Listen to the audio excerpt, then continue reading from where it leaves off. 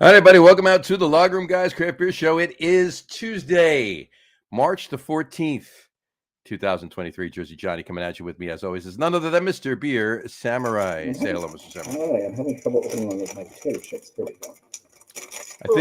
I think you switched to the wrong mic, too. Did I switch to the wrong mic? Am I on the wrong mic? I think you're on the wrong mic. We only spoke for how long before? 10 seconds. That was a little bit more than that. I'm kidding. Yeah. Okay, so hold on. Let me do that. Is that better? That's much better. Okay. So, Everybody write in and tell us how much better that is. yes.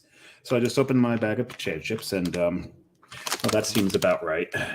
Yeah, exactly. There's 3 in there. I think there's 3 in here. Happy National Potato Chip Day. Happy National Potato Chip Day, everybody. Crunch away. Crunch all you want. They'll make more. Yeah, but there's 3. You literally opened the bag up and there was 3 chips in it. There's 3 chips in here. Gotta love it. Gotta love it. We don't lie, folks. You're buying air when you buy potato chips. Mm-hmm. Except, now, do we consider these potato chips? I think it could be called potato crisps. Yeah, I think you're right. I think is the proper terminology for it. So. You're right. It says right here, potato crisps. Potato crisps, yes. Because what they do is they take like dehydrated potatoes and they form chips out of them. So there we go. There's the guy. There's the guy. So, no, actually, just so we don't get any lawsuits or anything, I did empty the bag and staple the bottom back shut. It was convincing, wasn't it? That was pretty good. Pretty damn good. Anyway. Yeah. But you're not far off, though. There's usually only about 4 or 5 chips in the damn bag. This was a pretty full bag. I got to give them that one. I got to be honest with you. We talked about this when it came to peanut butter. We talked about ball and basket for ShopRite or whatever. Mm-hmm. Their potato chips are pretty good, and you get a lot in the bag. To the point where, like, I just ran in the other day just to get a sandwich for lunch. I was gotten by ShopRite. I'm like, I gotta eat lunch. You know what? I'm going in and getting one of the sandwiches from the deli. Boom, go in, and they had bags of chips that were literally that big for $1.59 right by the deli. Nice. Right? And there's 3 chips in the damn bag, right? Yeah. So I said, screw it. I walked over to the regular potato chip aisle and I got a bag this big filled with chips for $1.49. I'm not right. One of my favorite chip companies is Utz, though. I like Utz. Utz is good. Those what are they? The Fiery Hots or Red Hot chips? So They're good. Yeah. They're good. So good. I open a bag of those. I can't stop. Mm-hmm. That's true of almost all potato chips, though. This is true. Once you pop, you can't stop. Oh, that's I think what you're eating now. That's what I'm eating now. Right. Exactly. And should I do the duck lips? No, don't please. Okay, I'm not going to. Not get it if you want. No, I'm not going to. One of the funniest things I saw of a couple of friends and I were playing cards back in the day. Mm-hmm. My friends loved Pringles, so they had this one guy had a couple of Pringles in front of him. It was stacked, and he was down to 2. My friend who was hosting goes, "You want more potato chips?" And the friend goes, "Yeah, sure." So he just goes smash. Goes there. Now you got more. Now you got more of them. Yeah. And my other friend's like, the sad part is I knew he was going to do that. Yeah, and you let it happen anyway. There you go. What do you say? Well, there is another big day. There is another big day. It's one of your favorite days, right? One of my favorite days. Go ahead. Tell us what it is. It's the only day of the year that on this show we actually do math. Oh, I wasn't talking about that day. Well, no, I knew what you were talking about, but I glossed right over that. Well, what I was going to do, and I forgot to tell you to do this. I forgot to tell you to copy as much of pi as you could, the number pi, and put it into the crawl and just have it scroll the whole show. We should have done that. I forgot to tell you to do that. That's on me. But that would have been great, just having the number pi scrolling across. That would have been great. Actually, I'm gonna do that right now while you the other day is, let's put it this way, folks. We're not gonna actually say it. Okay. No, don't say it. We don't want to be labeled pigs. I mean, it is a day on the calendar. On whose calendar? There's a lot of, believe it or not, it's on every calendar every place that does these special observances all have this day on it. I have no idea what the source of this day was. So you're not going to say it, are you? No, I'm not. Let's put it this way. It's steak and a very good woman day. How's that? And that's a cop Nice. out. Was that nice? That's a cop out. It's not a cop out. A ribeye and fellatio day? How's that? It's more known as steak and a blowjob day, There you go. unless you're on a budget, in which case it's hamburger and a handsy day. Right, exactly. That's what it is. 6 of 1. I've never heard of that. We just made that up. They just shot on the fly. He's that's why we get paid the big bucks. Yeah. All right. I can actually copy. And here is Dave looking for the big bucks. Here's Dave looking for the big bucks. Right, exactly. Anyway, so yeah, that is today. But the other day that I was referring to that I glossed over, Because it's 3.14. S and BJ Day, was 3.14. It's Pi Day. It is the only day of the year that officially on this show we get to do. We don't actually do math. We just get to do math. We get to do math. We get to. It's not like I'm sitting here going, okay. All right. So it's what's the only day. What is the radius of the radius of this is 2 inches. Square that time is 4 times pi. So 12.56 or 12.57 blah, blah, blah, blah, blah, is the area of this particular disk. Circumference or whatever it is. Yeah. I thought it was pi r squared is the area. Pi r squared is the area. Right. Pi r squared. But whatchamacallit? It's technically it's the only day of the year where we can't say I was told there'd be no math. Right. This is true because we were warned. Yeah, we were. I need a beer. All right. I don't know that I can actually. You don't have enough spaces in there. I don't know if there. Well, I can actually. I'm gonna copy this. Come on. Oh, hold on, damn. How far away is this beer? It's too far away from me. I'm gonna have to put my second beer up on this shelf. There we go.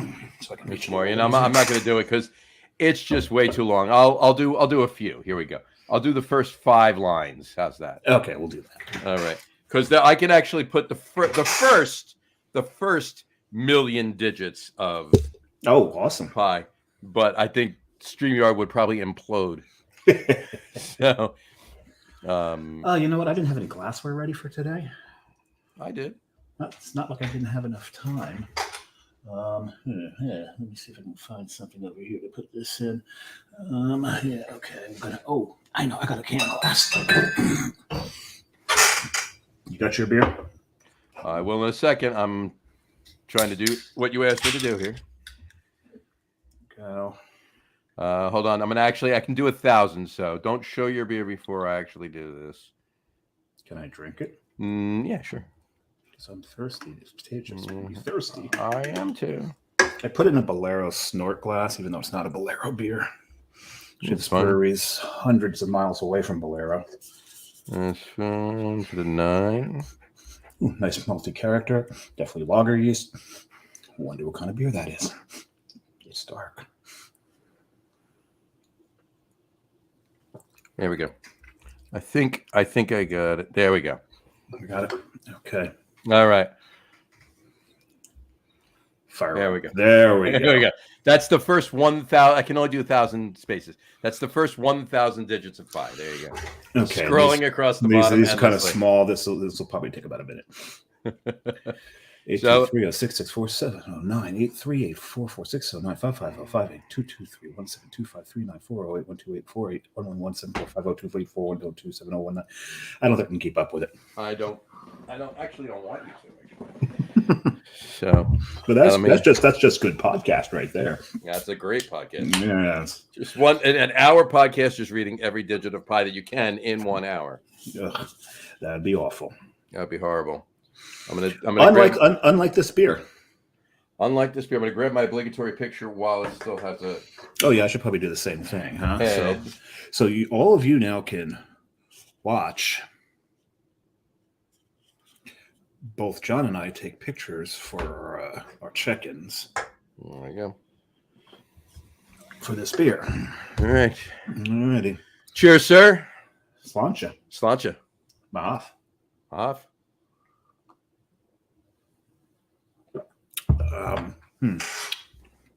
That is a damn good beer. I'll show the can. You want to show yours? They're similar. Similar. There you go. Yeah, very similar. So John went on a road trip and he brought some beers back. Do we want to start there? We started something because we got a couple of topics to talk about. We got some topics. Well, we can get back to the road trip, but let's put the beer up there. So There we go. We had to change the crawl for a minute there. It's a Czech dark from Triple Crossing. More on Triple Crossing when we get to the road trip. They're from Richmond, Virginia. Delicious brewery. We'll talk more about it then. This is their Czech dark, their Tmave Pivo, 5.2%. Delicious beer. It is nice. We've got a comment, John. Had one on the Lucre Pour at Oh, that brewery. must be nice. It was very nice. I'm going to put this back up. There we go. Okay. Our comment is from. No, it's legit. Okay. Now I'm reading it. I wouldn't have brought it up if it wasn't. There you go. Tarot Destroyer, Brennan Behan, the famous Irish playwright, said, "I'm a drinker with a writing problem. I only drink on 2 occasions, when I'm thirsty and when I'm not." Very good. Oh, that's true of a lot of people. You know what? Cheers to both of those.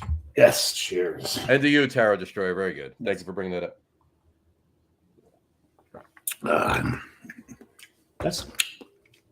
That's got some meat to it, don't it? Yeah, it does. It's really beefy. It's nice. I loved it it's not too far off of where it was on the Lucre Pour. It's other than the creaminess, obviously, from Yeah, it's not gonna have the creaminess, but it's got a nice bite to it. Yep. Not quite a rye bite, but it's definitely a bite to it. Yeah, it was. I talked with the. Unfortunately, I couldn't speak with more on Triple Crossing now, but I was able to talk to the tapper manager, which sometimes you get a little bit more information out of them than you would out of like an assistant brewer or something like that. Yeah, depending on how busy they are, you know what I'm saying? Yeah, and sometimes you get more out of them than you get out of the owner. Well, that too. But, you may know a few. Exactly. And on that note, just this is a delicious beer. So yeah. All right. As pie goes across, let's get some paperwork, if you will, out of the way. Paperwork. We got legal things we have to talk about. No. Okay. You scared me. No. Well, let's first. Hold on one second. First, we got to say this. This show's been riveting so far. I know. Told you to come to rehearsal. I was working all day, and it was a shitty day out. It was. So if you're not in the New York metro area, New Jersey, Connecticut, New York, probably even more around us, it's been snowing a lot. But in like where John is and where I am, it's really not sticking. It's just making roads sweat and messy and annoying people. It's the wet roads are annoying, but it's the wind. The wind is ridiculous down here. I mean, it was gusting over 50 miles an hour. I like almost lost my hat 17 times today. Once and I literally you almost lost 17 hats. Yeah, exactly. It blew off my head and went forward, and I just went like this and caught it. Nice. That was great. If I didn't, it would have taken it 3 blocks. I would have been chasing it in my car. Nice. So, but I walk back from work. I work in the city, down near Flatiron. Walked up to Port Authority, and yeah, I've got an umbrella. I'm too stupid to use it half the time, but it was only snow. So that was fine. I was pretty well bundled up. I was wearing like my red flannel today to work. So everyone asked me if they could buy some lumber off of me. Like, oh yeah, that's really original for the 3rd time around. Thank you. But yeah, so that was fun. So what's this paperwork we got to get out of the way? Well, I wanted to first off, we want to say happy birthday to Mr. John Starnowski. That's not paperwork. That is not paperwork. That is us pouring love to John. Yes. Happy birthday, Mr. John Starnowski. He's had a wonderful several days. I don't know if you've been following his. Oh no, I can't follow it. I'm getting jealous. His chronicle of the food he's been eating, the beer he's been drinking, the breweries he's been visiting. Amazing. Very jealous over here. Two jealous people. That's why we're in green. Exactly. Right. That's why we're wearing green today. That's why we're wearing green.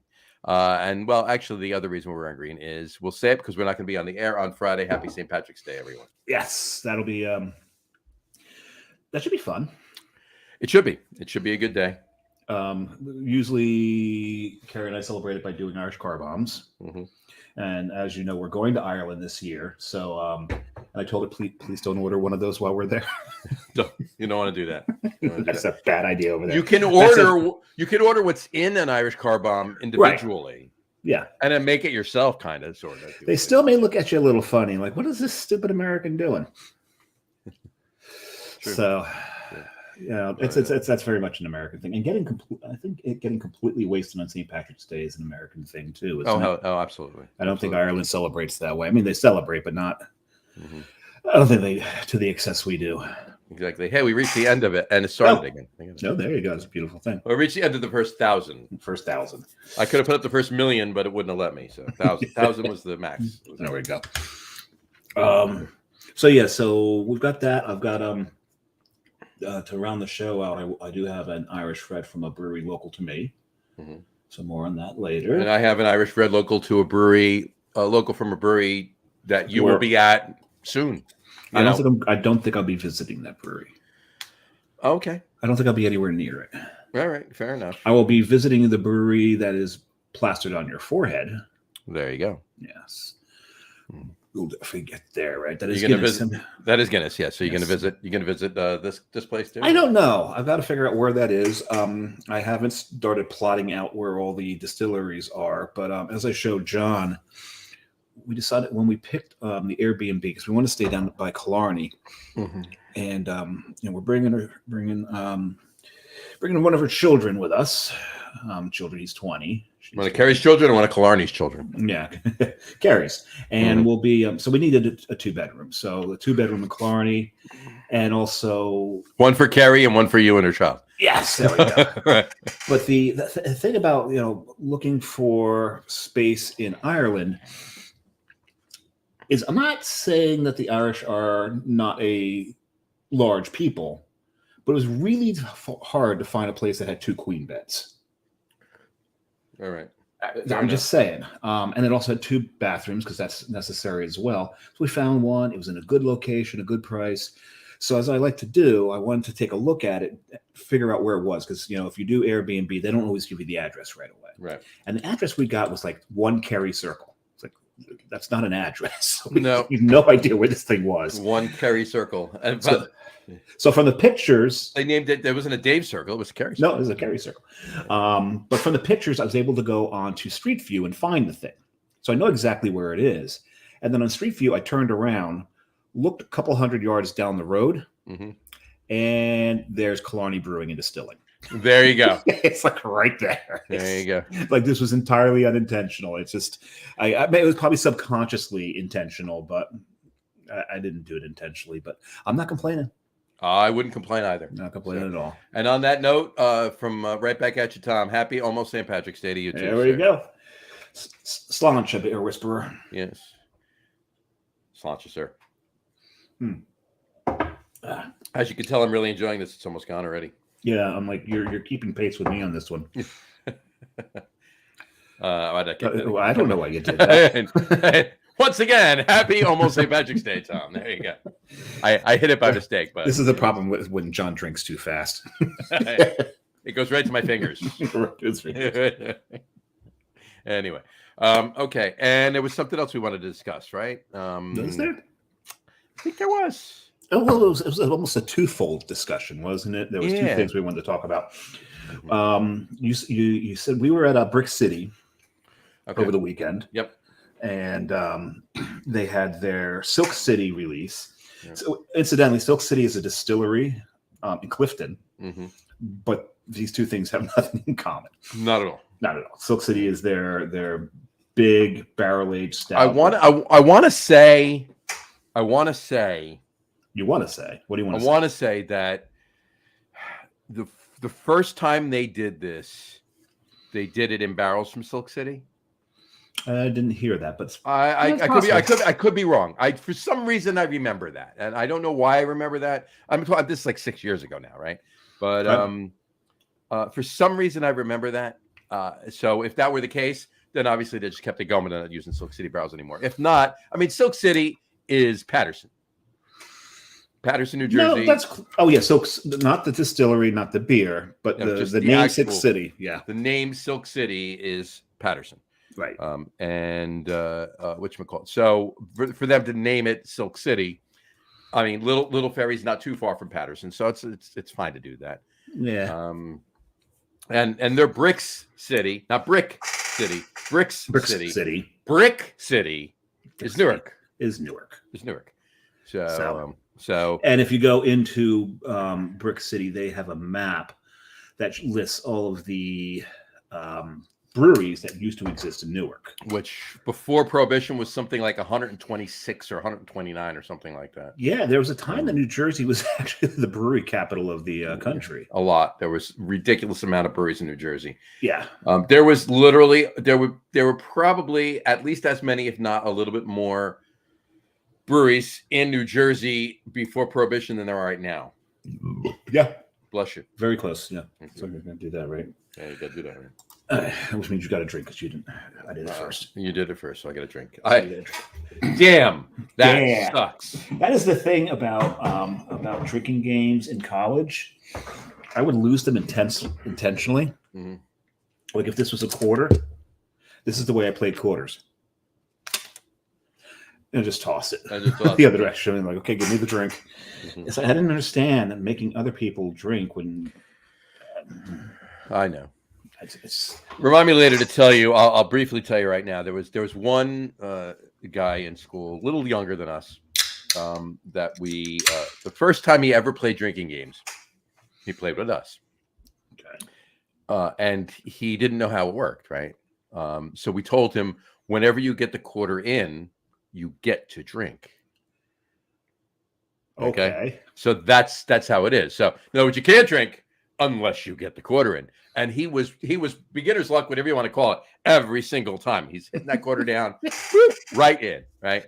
So we got him annihilated. And obviously he didn't honestly have to drink at all because He kept getting it. he kept getting the quarter in, right? I'm sure he didn't complain. Well, no, he didn't really complain. No. So I'll tell you later who that was. I'm not going to say it right now. I am opening my second beer. I don't have a glass for it. I don't feel like getting up again to get a glass. So I'm going to slide it into a koozie. You're going to slide it into a koozie. I really shouldn't have opened it first. Probably not a good idea. No, but There you go. I'm a koozie rookie because I don't use them too often. All right. I'll open my second beer then as well. It's the same beer, Mm-hmm. so I don't have to show it. And I'll throw it up on the screen. Don't throw up. Throw it up on the screen. So I did tell my boss today that I am not that I will be working from home on Friday because I work in the city and St. Patrick's Day in the city is amateur hour, and I don't feel like walking to Port Authority around passed out people, puddles of puke, urine, and other excrement. No, you don't want to do that. It is New York City becomes an absolute shit show during that. That is not a fun thing to do. No. Here's my koozie. So John's taking a shot there. There we go. Here's cheers. Nice koozie. I like that koozie. That's what he said. So I will get a shot of the koozie for my check-in. Let me get it around so we can see the bandolier. So for those who are listening to the audio, it is a Chewbacca koozie. It's a Chewbacca koozie. And for those of you listening to the audio, we are drinking Overture, which is a 5% Munich Dunkel from Triple Crossing yet again. Yeah. John was nice enough to bring these back. So, delicious beer. That's a good Dunkel. Yeah, it's a very tasty Dunkel. I'm quite enjoying it. So, on that note, why don't we start the trip discussion? Yeah, let's do the trip discussion. All right. Okay. Well, so John just went down, and this was for whose birthday? It would be Jessica's birthday, which is interesting because the year prior we went down for Carrie's birthday. Right. Pretty much the same trip. Pretty much the same trip. Yeah. Yeah, because you stop in Richmond first, mm-hmm. and then from Richmond on through Winston-Salem into Asheville. Mm-hmm. We drank at a lot of the same breweries, some differences. Mm-hmm. Ate a lot of the same places. One of the places that I told John you have to save some money up and go to a place called ZZQ Barbecue, mm-hmm. Because they have unreal brisket. Ridiculous. It is so freaking good. Best brisket I've ever had in my life. Stupid brisket. Yeah, here I'm gonna pull. Yeah, he sent me a picture of him. Like, oh my god, there's the brisket. And they're right behind Ardent Brewing. And Ardent's a pretty damn good brewery. They put out some tasty stuff. They do. It was very tasty. Now, John hit a few breweries in Richmond that we didn't hit. We hit a few he didn't hit. I think he got the better of it by hitting Triple Crossing. Let me pull up this picture really quick for you here. Here we go. There we go. So, all right. So there we go. There's the brisket there. Now, what they do is they're evil. What they will do is while you're online, they've got someone going around passing out burnt ends. Mm-hmm. So by the time you get to the front, you want, I'll have 32 pounds of brisket, please. Mm-hmm. I had 3 burnt ends, and they handed me. Well, they had 3. I ate the first one, loving it. They handed me the second one. I ate it. They handed me the third one. Jess had walked out to go back to the car to get something. She came back in. I'm in line, and she's just like waiting inside. And they're handing me the third one, and I turn around. She's standing. And I'm like, damn it. Here you go. Now that's love. Exactly. So no, it was fantastic. The food there is ridiculous. To the point where I'm definitely got to make a plan to get back down to. There's a couple things that we didn't get to do in Richmond. I want to actually get back down to Richmond for a couple days. So we did. We didn't get to Triple Crossing. We went to Triple Crossing first. You went to both Triple Crossings. We went to both Triple Crossing. We went to Fushi, the main one, the original location, and talking to the tapper manager over there. Left her some beer, so forth and so on. And they had a bunch of beer there, really good beer. And she said that she goes, if you have time, you got to get over to the bigger location over in the East End. And we're like, all right, we'll make plans to go over that way. And we went over that way, and sure enough, it was worth it. Big, huge space, gorgeous outdoors, beautiful view of the city down because it's up a little higher. Yeah. Really nice. So it was. I definitely recommend going to both of them. I mean, the original location on Fushi in Fushi Street. I'm not just saying the word Fushi, right? It's in Richmond. It's Fushi a fun Street, word to say. Fushi, right? Fushi. In Richmond, it's basically almost right downtown, and it's a pretty cool space. Smaller, but pretty cool space. They're doing some smaller beers there, but the main production is over in the new building over, obviously the bigger one in the East End. Right. But get to both of them, and have the beer. We're drinking them here. Fantastic. I mean, I must have had 8 or 9 beers between the two places, and Nice. and they were all fantastic. And they're brewing a lot of different things too. They're not sticking to just one style. They have their lagers, they have their dark lagers, they're having their dunkels, they have their a bunch of IPAs, some Belgian, some sours. They're doing a lot of different things. So they're doing it right, and they're all tasty. So get there. Where else did you hit? We went down and we hit Ardent. So ZZQ. We actually had dinner at Ardent because ZZQ closed. They run out of food. They're done. Yeah. They open at 11 o'clock every day, so they're done by 4 or 5. Yeah, you got to get there for lunch. You got to go there for planning that for dinner. Not a good idea. Don't go if you're planning to go there at 6. You're not going there. No. Don't go. So both ZZQ and Ardent, they're in Scott's Edition. They're in Scott's Edition, right? And if you're only gonna park one place and walk around, I suggest Scott's Edition. Oh yeah. No. You can do that too. There's a lot of stuff to do in Scott's Edition. You can park once and walk everywhere. Yeah. So we went to Ardent. We walked. We ate dinner there too. Had a bunch of beers there and ate dinner there. We walked down to. Strange Ways. It's 2 buildings over. Yeah, walked down Strange Ways. Had some good beer there. That is a cool space. A very really cool space. Way of decorating. Yep.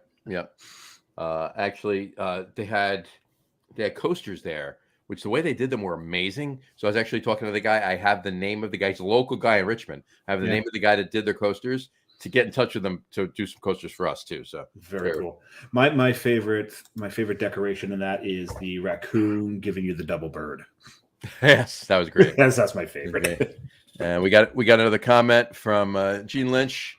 Oh, I know that guy. Happy St. Patrick's Day to you too, Gene. Or are you Yes. just saying? Or are you No, just saying? he said Clover beer. He said, "Oh, I thought he was He's saying, drinking. no, I thought he was putting beer in his Lucky Charms. He could be doing that too. He could be doing that. It's very possible, Gene. But in any event, while we were sitting at Strangeways, I was finished with my beer. Jess was texting back and forth with her sisters and a couple friends, and they were open for a little while longer, but the Veil was closing. You got to get to the Veil if you're there. Yeah, and she still had like she had a flight and she had 3 of her 4 beers left, and she was wow. And she was in like intense conversations back and forth with her sisters and everything. So she's like, go, go.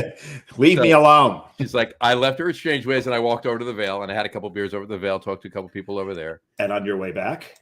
On my way back, I went right back because we went back there. I grabbed another short pour. We closed out there and then we went over to Vasson. So, and yeah, Vasson does some pretty good stuff. Vossen. Oh yeah. Vossen. Yeah. Great guys there too. I mean, great people everywhere. Honestly, at every single one of these breweries, I had amazing conversations with everybody that was behind the bar, whether they were beer tenders, bartenders, or even the brewery staff was behind the bar too. And they were really the people that work in the breweries in Scott's Edition love working in the breweries. Yeah, that you can tell they enjoy their job. There's a few other breweries there.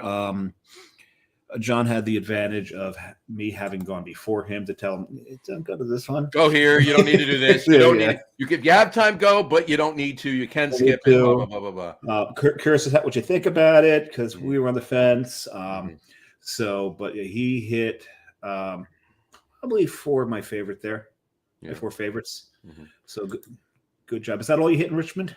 That's all we hit in Richmond. And you didn't make it up on Hardywood to make Joe jealous? We didn't go to Hardywood. No, you know why? I mean, here's the thing. I've had my share of Hardywood. Same.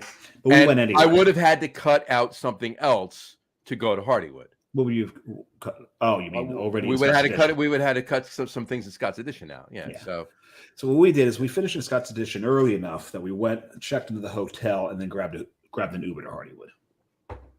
Right, is what we did. So what we did too is we went the next morning before we left to go to Asheville. We actually went back to Scott's Edition and went to ZZQ, and we had then we had lunch there. We got there at 11 o'clock. We were out of there by noon. Finished our food and got on the road and went down to Asheville. But the other thing too, and we did a few things too. We went on some of the tours. We actually stopped by the Poe Museum. Very cool. Yeah. Yeah, we didn't do that. It was a cool place. There's a brewery. I'm pretty certain it's a safer Poe Museum than the one in Baltimore. A little bit.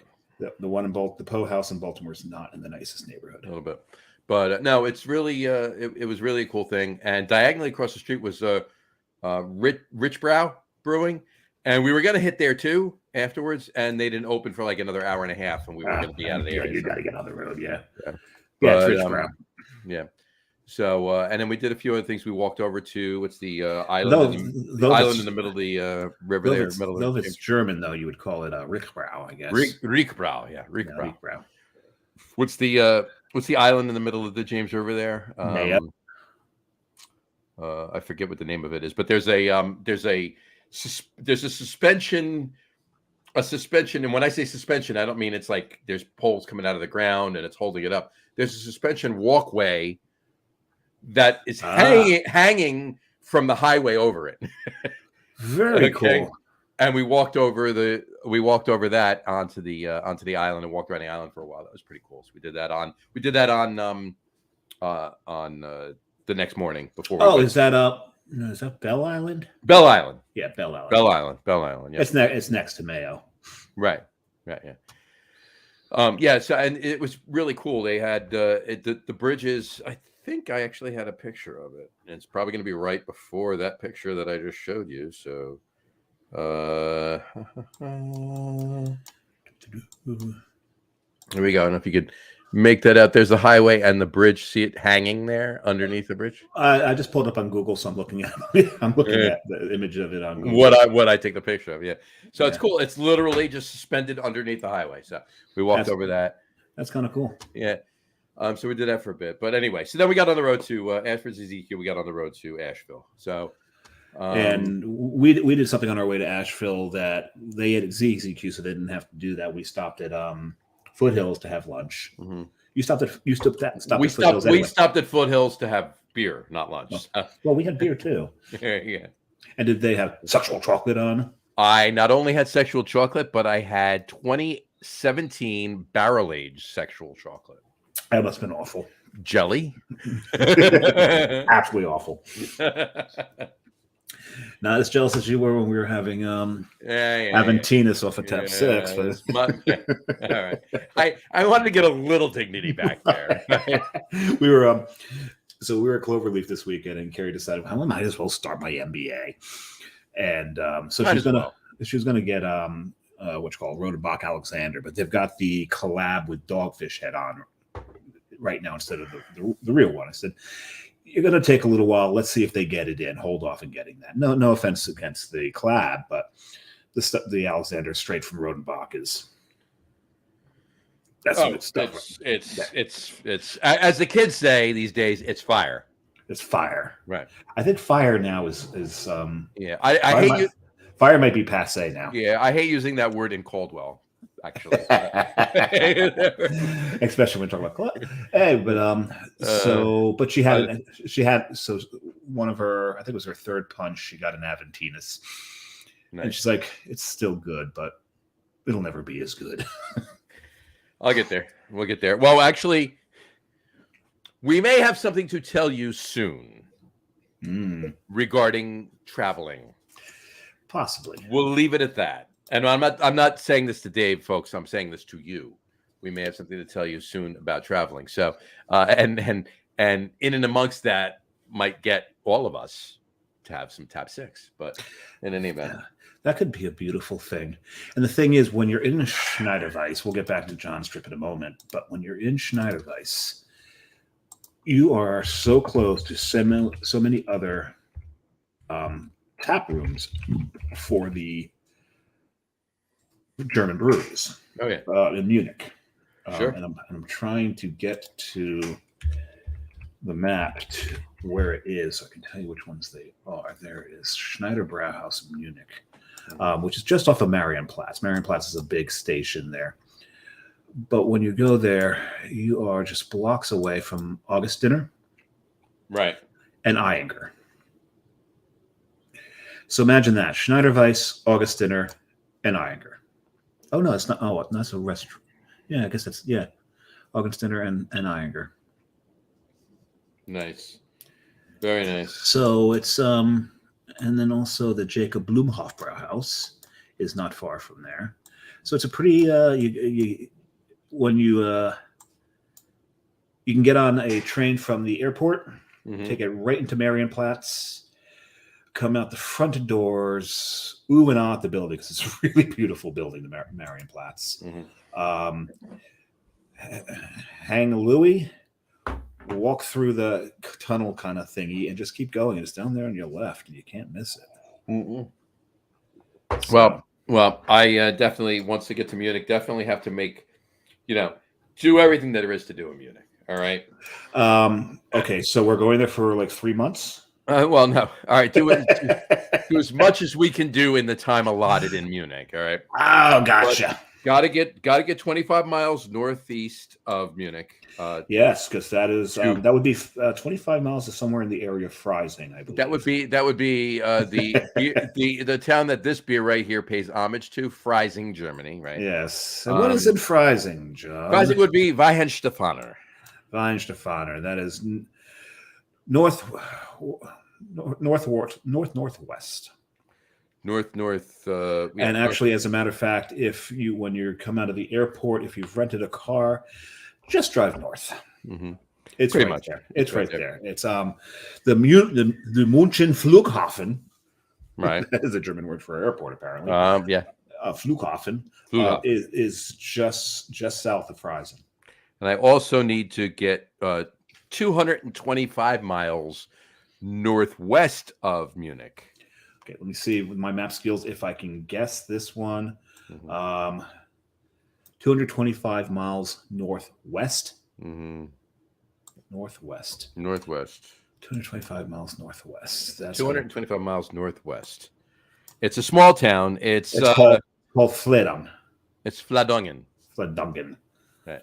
Fledungen. Right. So, but we'd also want to get to. It's not too far from. It's not too far from Frankfurt either. So. Yes. Yes. So, in any event, we'll cross that bridge when we come to it, folks. On that note, after Winston-Salem, back to your regularly scheduled. Oh, that's right. Back to the. we went on a little side trip. Exactly. So we get down to Asheville. Okay. I mean, look, we went over Asheville when Dave was there, so we're not going to reinvent the wheel. We talked about it when he was there as well. No. But we hit the same things. We hit. Well, actually, when we got there late on Thursday night, and we were hungry. There was not a lot open. I mean, it was like after 9, and the only thing we could grab food-wise, without having to do a lot of research on it, we went right to Wicked Weed. Not the Funkatorium, just a regular Wicked Weed, and we had really good food too. Had oven roasted Brussels with bacon. They were amazing, and some wings and some other stuff. So it was good food. I had a Reuben. Shocker. I had a Reuben. Oh, you had a Reuben. Imagine that. It's with John. It's either a Reuben or a BLT. 6 of 1. Right. Yeah, it's really that's right. Most of his itinerary right there. We did do a lot. We did do. I mean, the breweries. We hit the breweries. We hit Dissolver. We hit. And Dissolver's got a really cool vibe if you're into death metal. Right. But it is still a cool vibe. It's great. Oh, it's a great vibe. That was really cool. We hit. Actually, that was on Saturday. Friday, we hit. The first thing we did actually was on Friday was we went over to the Biltmore. Yes, I remember that. Biltmore Estate. We started your day off with some wine. We spent about 6 hours over the Biltmore. It was pretty cool. It was really, really, really gorgeous. It was beautiful. Everything about it, if you've never done it, if you go down to Asheville, do it. I mean, it's worth it. It's a lot. It's not a lot of money though. It's not cheap, but go do it. It's worth seeing it. It's really cool. I mean, this was built. I mean, it cost them $6 million to build this building in 1880. So think about that for a minute, right? Right. It's on 127,000 acres. You get lost a little bit. So, but in any event, there's a winery right on site, and we had a bunch of wine, really good wine too. I got to be honest with you. I know this is a beer podcast, but I brought home a bottle of a really, really, really good Gewürztraminer, and nice. I'm a big Gewürztraminer guy when it comes to wine, and a few others too. I mean, we went home like 4 or 5 bottles. When it's for German wines, for me, it's Rieslings. No, I love Rieslings too, but I Gewürztraminer edges them out for me for German wines, for German white wines. But in any event, we left there and we went over to we had dinner, and then we went over to oh geez, well I'm sorry, we had lunch at thank you, Biltmore. Thank you. I couldn't think of it. Biltmore. There's a pub in there, so there's a pub. We ate in the British pub, and I had like 3 of them while I was sitting there eating lunch. I had Highwire, the brown ale. Oh, I forgot the name of it now. Nail in the. It's sitting right over there. Nail something. Nail in the wood. Nail in the. No. Hold on. Where is it? Here it is. Bed of Nails. Bed of Nails. There you go. So I might as well grab my next beer while I'm in there. Might as well. So I had those, and anyway, so we got out of there. So we went over to the distillery while we were there, and they had a couple of Maros, and they had a black walnut liqueur they made there. Whoa! Now I know anybody who has watched the show with when Mr. Mulvihill is on knows John loves his black walnut bitters. Absolutely. It has turned the Whiskey Whisperer onto these. Absolutely. So he's making everything with these now. I think he made pancakes with them the other day. You get. It's not a bad thing, to be honest with you. Actually, I think that would work. It would really work. And if he's listening to the show, he's like, I just did some Johnny cakes. I'm like doing them right now. Black walnut Johnny cakes. There you go. But in any event, which we call it, yeah. So black walnut liqueur. Interesting. And that'll be on some Friday coming to you in the future with the Beer Whisperer, Whiskey Whisperer. I'll be drinking that on show. One of these Fridays that we will be doing a port show too. Yeah. A port show with the three of us. Mm-hmm. That'll be a lot of fun. As John knows full well, I'm stocking up on my port because talking about it has really rekindled my love for that. I got one more bottle I got to go buy, and then I'll be ready for that show. Yeah, we got to get that show soon because you know what? If not, I'm gonna have to go out and buy more because I'm tearing through this stuff. Tearing through it, right? Exactly. Well, anyway, so we stopped at we went into French Broad because it was the distillery was right next to French Broad. Okay, so John's talking about not of French Broad. Yes, French Broad Brewing. Draw me like one of your French broads, John. Right. Exactly. So in any event, we stopped in there, and then we went over to Hillman. After that, which was across the street from French Broad. And those two breweries we did not get to while we were there. And then, we actually did on Sunday, we went to Burial, but over near Hillman in that area over there was the you went to the other burial. Yeah, we went to that burial. You went to both burials, though, we went to both. Because I know full well that John put both of our decals on the bus, yeah, at the So you went to forestry camp. We went to forestry camp. Yeah, to forestry camp. That was Sunday. Saturday we were in town though all day. Saturday we went to breakfast over at your Biscuit Head. The fried bologna there. Oh, so good. And it's unreal. Biscuits and sausage gravy. I mean, the sausage.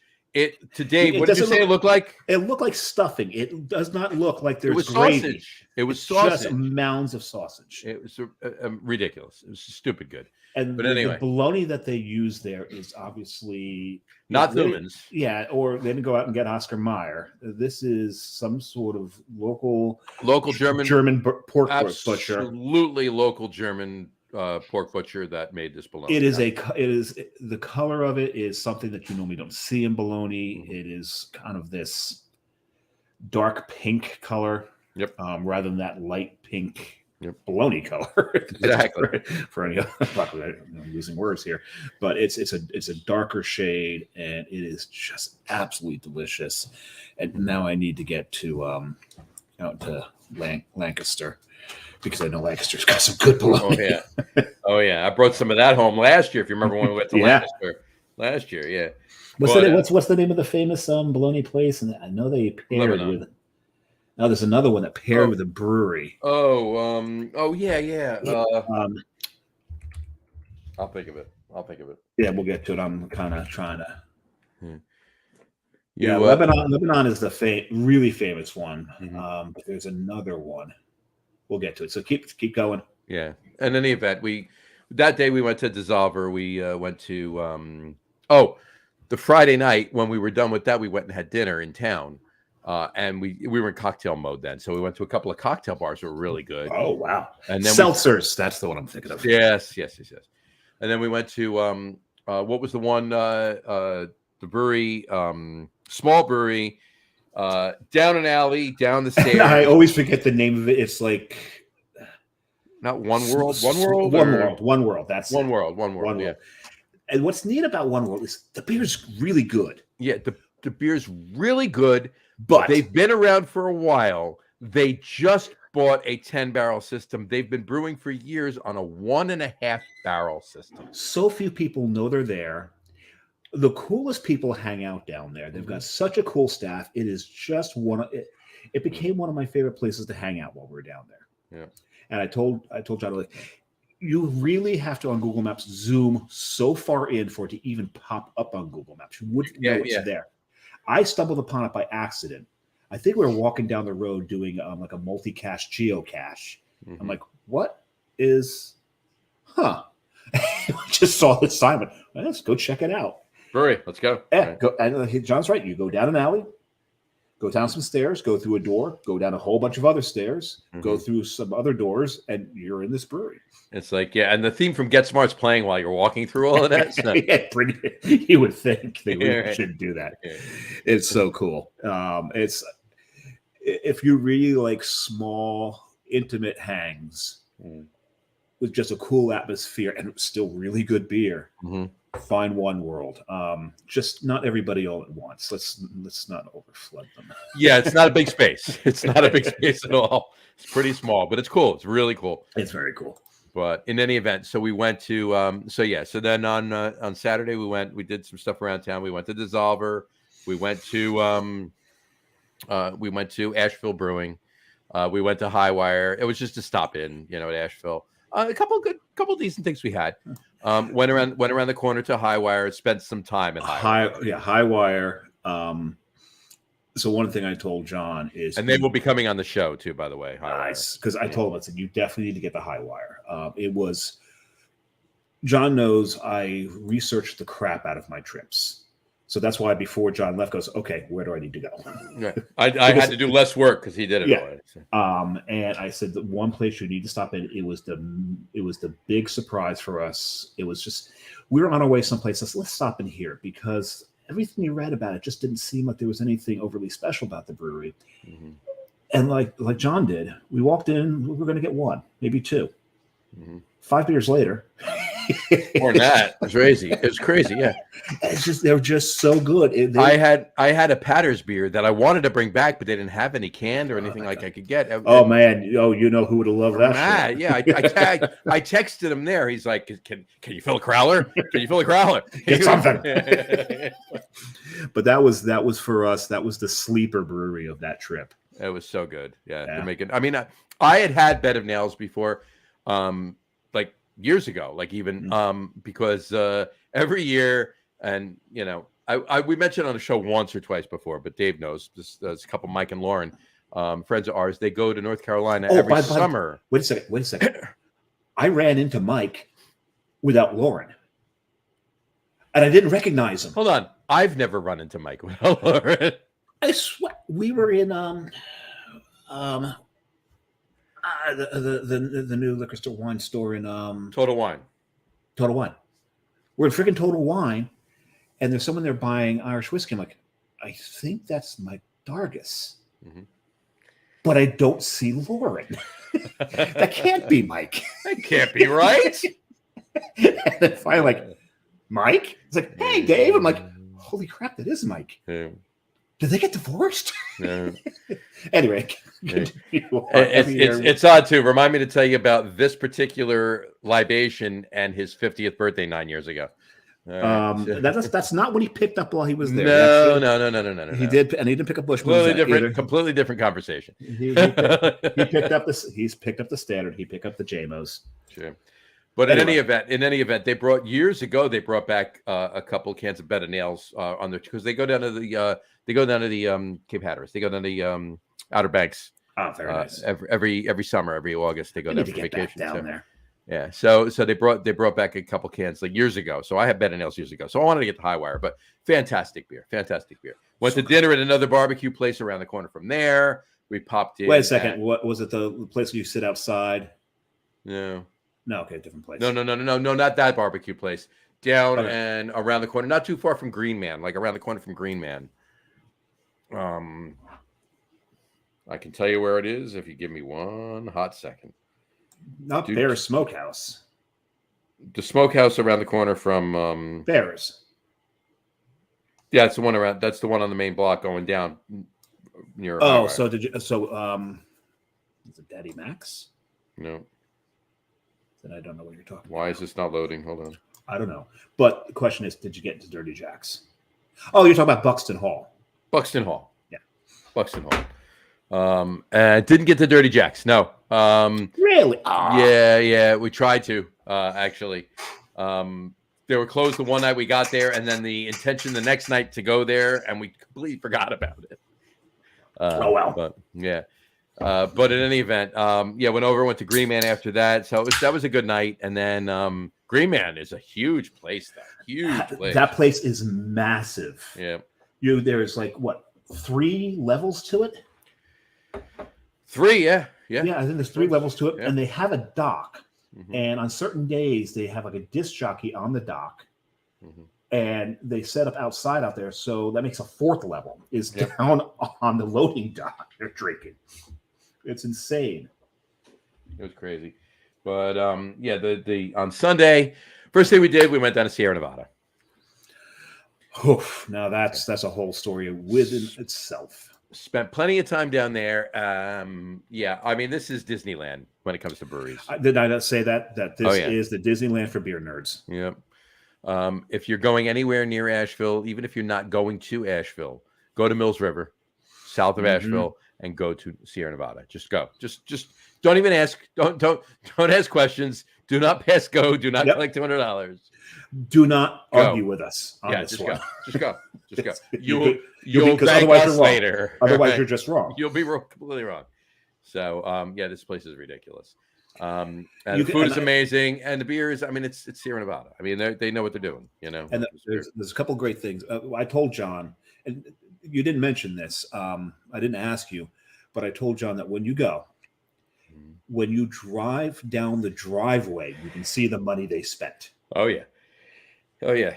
I mean, if you've ever been to Treehouse, it's amazing. I'm not taking anything away from Treehouse by any means. All right. However, but if you go to Sierra Nevada, you'll be like, Treehouse only did what they did. You know, it's stupid. They don't have the money that Sierra Nevada has. Right. So, but in any event, yeah, it's just it's crazy. And I did buy myself something. Spent a couple bucks on it, but you're not going to see it for another 7 or 8 months. So so I'm guessing that you bought some sort of vintage celebration ale. You're not going to see it for another 7 or 8 months. We gave it away with the time. And another great thing about Sierra Nevada is they have stuff. So it is a brewing facility. Oh yeah, okay. It's a massive brewing facility. Most of Sierra Nevada you drink here in New Jersey. You drink now brewed there. You drink from that location. The you don't East drink Coast from Chico. You drink it from Mills River, North Carolina. Yeah. So when you go there, there are when you look at the board, there's different colors up there, and I forget what colors that they're flagships, but there's 2 colors that are Mills River only. And one of the colors is Mills River only. The other one is this is an experimental beer. You may never see it again. Those are the 2 colors that when you go there, by all means, get a pale ale if you need to, because you kind of need to. But other than that, drink those colors. Get those because you may never ever get a chance to taste them again. You may not. I'll tell you exactly what I had there too. I'll just go right to it. Carrie's right. Purple may have been one of the colors. I think it was purple and green were the 2 colors. I believe you're right. I believe it was purple and green. Yeah, she said it was purple, which then sparked my memory that green may have been the other one. I'm just going back to Sierra Nevada. My check-ins on Tapped here. Oh, this is such a good beer. John, I have my 3rd one open. I can guarantee you my 3rd one's better than your 3rd one. It's not as historic, but... Probably. Okay, so the first beer I had there was Foam Pilsner. Foam Brewing? Foam was Pilsner. No. Sierra Nevada, Foam Pilsner. Did they pour off a lucre? They did not, no, unfortunately. Carrie Sorrentino just commented and she said may have been purple. There you go. Oh, man, look at that. Pull that up again. Hold on. Who is that handsome guy? Who is that guy? I don't know. Who is that? That may have been somewhere in South Jersey. So anyway, Foam Pilsner. Of course, but she's absolutely right. Purple was one of them, and I think green was the other color. Had the pale ale. Had hazy little thing. These were beers that they gave in the tour. In the tour, yeah. Yeah. Life and Limb. Their American Strong Ale. That is an underrated beer in my. It's very underrated beer. Yeah. Had 2023 Bigfoot. Big surprise. Yeah. Had 4-year bourbon barrel aged Baltic Porter. Oh God! If they had that while we were there, I don't think we would have left. Yeah, I was very content to just sit there and enjoy that one while I was drinking it. Did you go to the upstairs bar like I told you to, and sit yeah. in the rocking chairs? Yep. And just watch the people down in the beer garden. Yep. That's the way to do it, Mhm. especially when you're old like us and don't, Oh, aren't. Uh, But you see more puppies when you're down there. You get to There's pet a lot more puppies. puppies, yeah, and there was a lot of there was a band playing too when we walked outside. So we spent some time outside. Nice. I walked over there. If you, so this Southern- is a tip, pro tip for everybody who goes there. If you're waiting for your table, if you're going to eat there and you're waiting for your table, Mhm. don't try to press into the bar downstairs. Go upstairs. Mhm. There's very few people up there. Well, it was fortunate for us because we actually went. They opened at 11 o'clock. We had the 11 o'clock tour, Nice. so it wasn't even noon by the time we went to eat. So we sat right down. Oh, good for you. So, Did you get the tummy and guy mussels? Of course we did. What, are we How stupid? awesome were those? Ridiculous. So good. Right. So good. Which we also had Southern Gothic Pilsner, Very nice. Summer Break IPA, Best Bitter Ale, did we have that over there? Hop Bullet. Hot bullet. Uh, Jeez, I had wonder what their- kind of beer that is. Had their English Brown Ale. Had the Ruthless Rye. Hadn't had the Ruthless Rye in years. Oh my god, I forgot about that beer. Yeah, They had Great. that? they had Ruthless Rye. I had a nice pour of that. Squared Away, which was a Dunkel. It was Beer Camp 154. Okay. Had a nice barrel aged narwhal. I love narwhal. I really do like narwhal. Mhm. That's one we got to get for Carrie's aunt. She likes her big boozy stouts. Exactly. All right. I'm going to open up my my third beer. I'm going to open my third beer. Hold on. You're not looking. I'm going to open up my third beer. Oh, laugh dispersal of your face. It was more effort than it was worth. So John's got a bottle opener in his Guinness hat. Guinness hat, right? And apparently he needs some practice. No, it's very weird to be able to do it there as also. So I'm having an old standby. Don't judge me. Don't judge me. Well, he's doing that. He's doing that because I'm drinking this. I went with an Irish Red. This is Coffin Ship from Ghost Hawk. I'll put that up for you right now. There you go. This beer is ridiculously good. This is all Irish Reds should taste like this. But John has decided to go to one of the OGs in the style. Sure. And I had I put up this. I opened this Killian's Irish Red right there. And if you look at the crawl, it's brewed at Killian's Brewing in Enniscorthy, Ireland. Yes, this was not brewed in Golden, Colorado. No, this was not brewed in Colorado. No, sure. No. But I'll admit one thing. Mhm. Back in the 90s, This was a beer that was my jam. Yeah. I drank a lot of that in the 90s. Mhm. I brought a case of that up to Montreal one year. Did you? Yeah. And I'll tell you one thing, it went very well with Oreos. There you go. We were already so damn Look, drunk. it's not a bad beer. It's not a bad beer. No, it's not. It's not great beer, but it's not bad beer. It's a drinkable beer. You can have it, especially honestly, drinking this with. I mean, it's got a little malt sweetness in it. Caramel's there. Look, we put the big breweries, the macro breweries, the corporate breweries down. We put them down, but clearly their brewers know how to brew beer, right? You would think when they got to brew, 500 barrels at a clip or 200 barrels at a clip, depending on the system.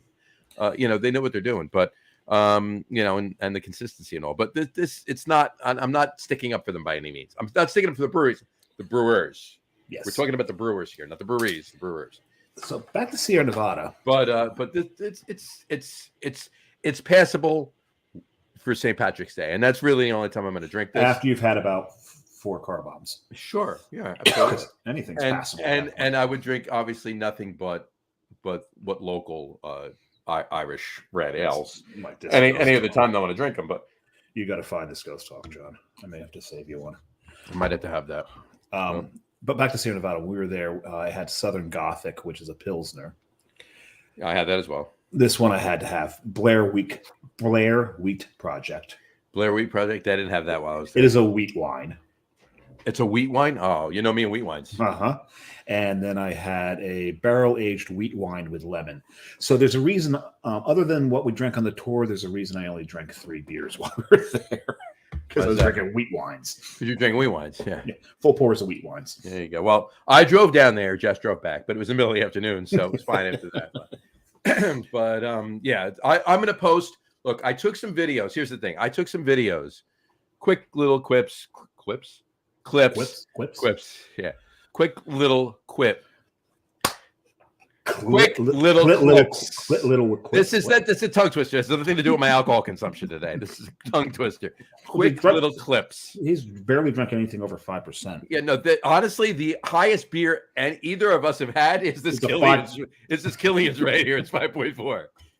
I thought that because the Tamavi Pilos 5.2. The Overture is 5.0. Your Irish Red, your drink is 4.9. Right. This is 5.4. So, but in any event,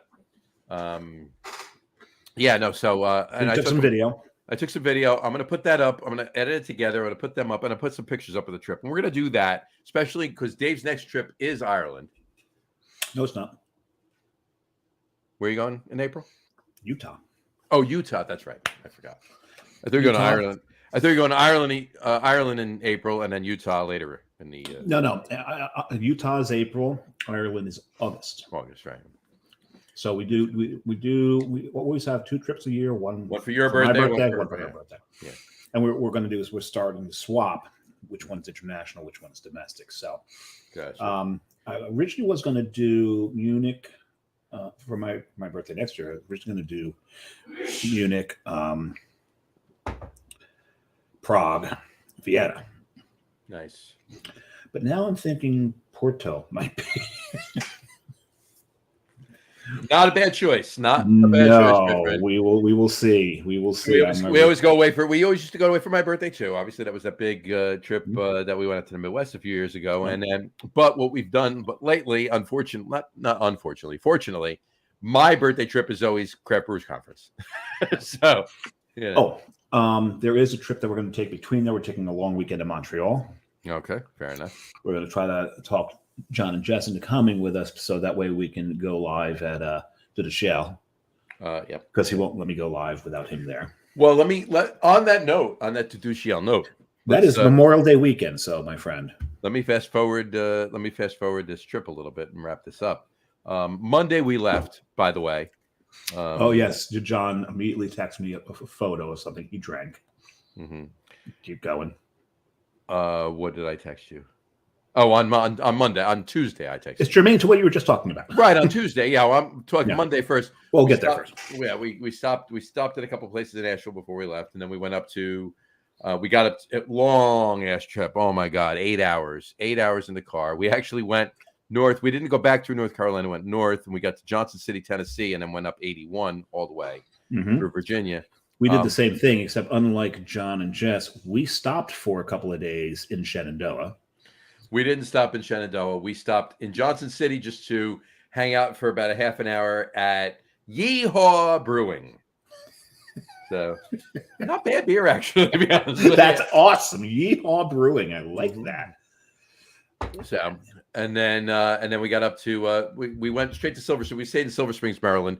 Went to the brewery that Matt had gone to several weeks back, where I had a couple beers on the show. The beers from Silver Branch. A really good brewery. Space. I was not expecting the space. I thought it was more warehouse, the way Matt described it. And it was more of it was in a build, like a downtown building. It really was. And the brew house is in there.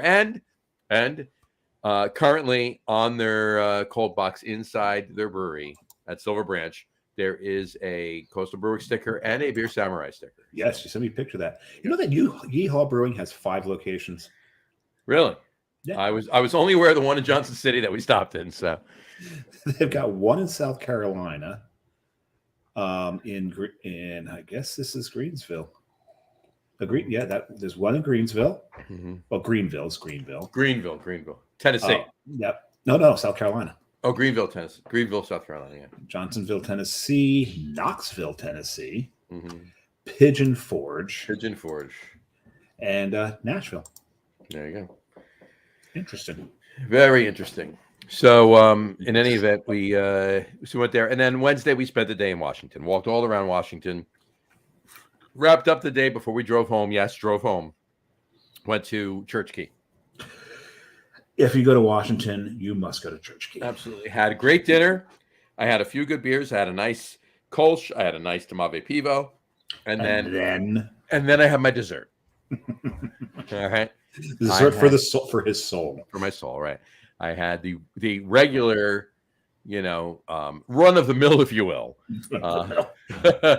Pêche Mortel coffee stout from de Duchel, and the 2021 bourbon barrel aged Pêche Mortel from de Duchel.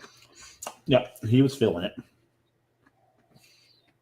Very good, delicious. And it's funny because they pretty much followed our exact driving route. They stopped in different places than we did. Right. Like I said, we spent a couple of days in Shenandoah, did some horseback riding. Well, Carrie did horseback riding. They put me on a mule because apparently none of their horses could handle my fat ass. For me, it would have been a pony that his back went like this. They put you on a camel. Right. Oh, the other way. The other way around. They put you on they put you on a reverse camel. Right, there you go. No, but I was actually on a mule, and that and he was a mule. He was stubborn. I had to yank his head back onto the trail quite often. Had a lot of fun though. Okay. Had fun. I can't remember his name. It was a good trip. And these trips too, like we said, we talked about this a couple of weeks ago. Yes.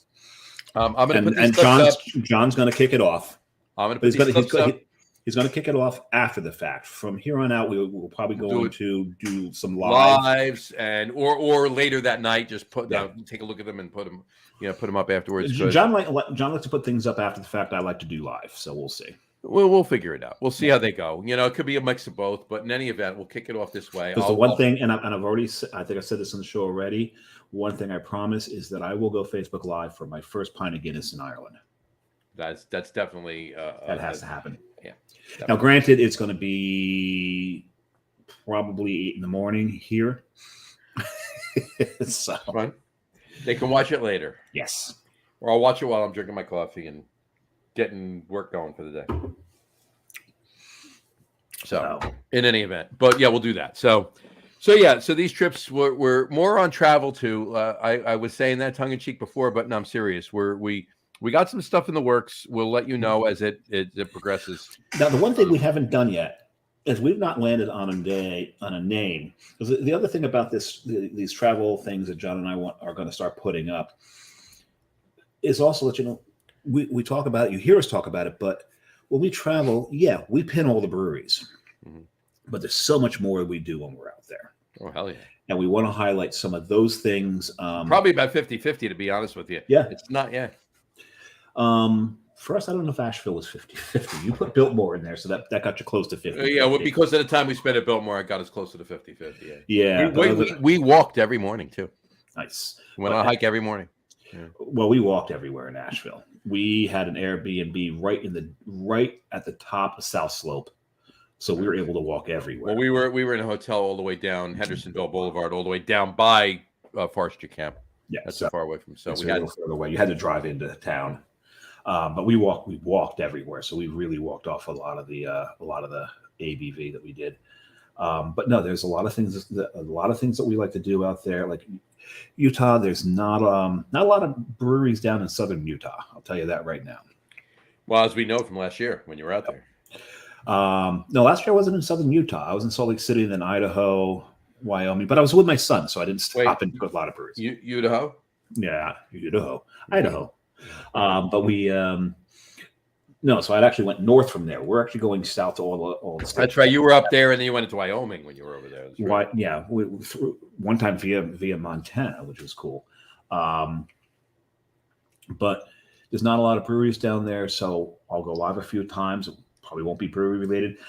I do have something in the works that we will be there on a Tuesday. We're going to try to do the show live from one of the breweries out there. That works.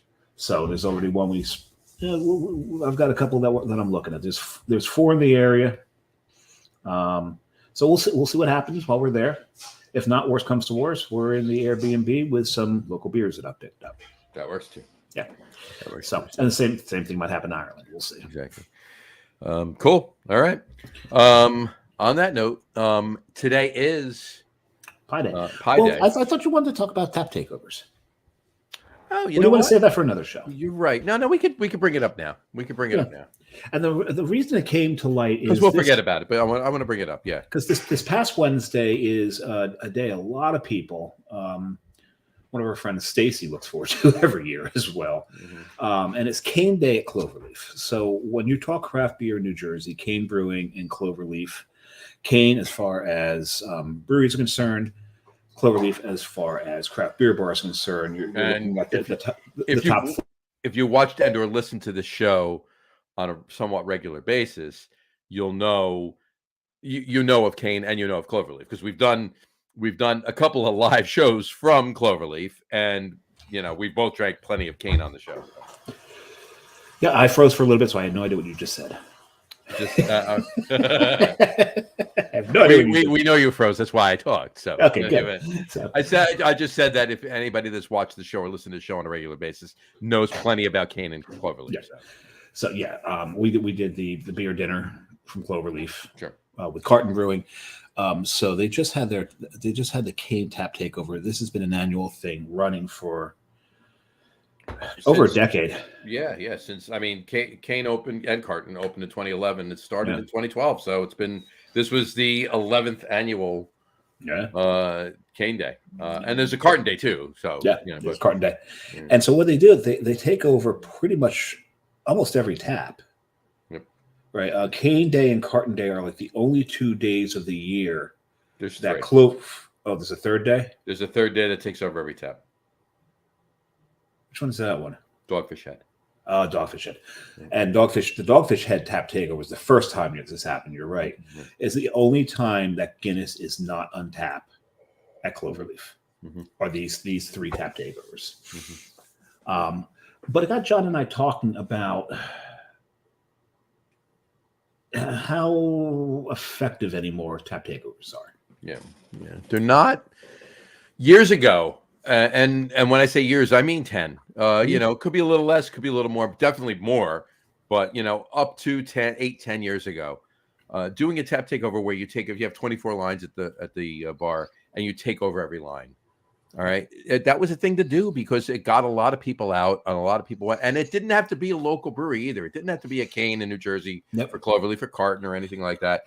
It could be a New York bar with a Deschutes from Oregon tap takeover, or something along those lines. But in any event, that was Cloverleaf the first Tuesday of every month is MBA PhD night. Right.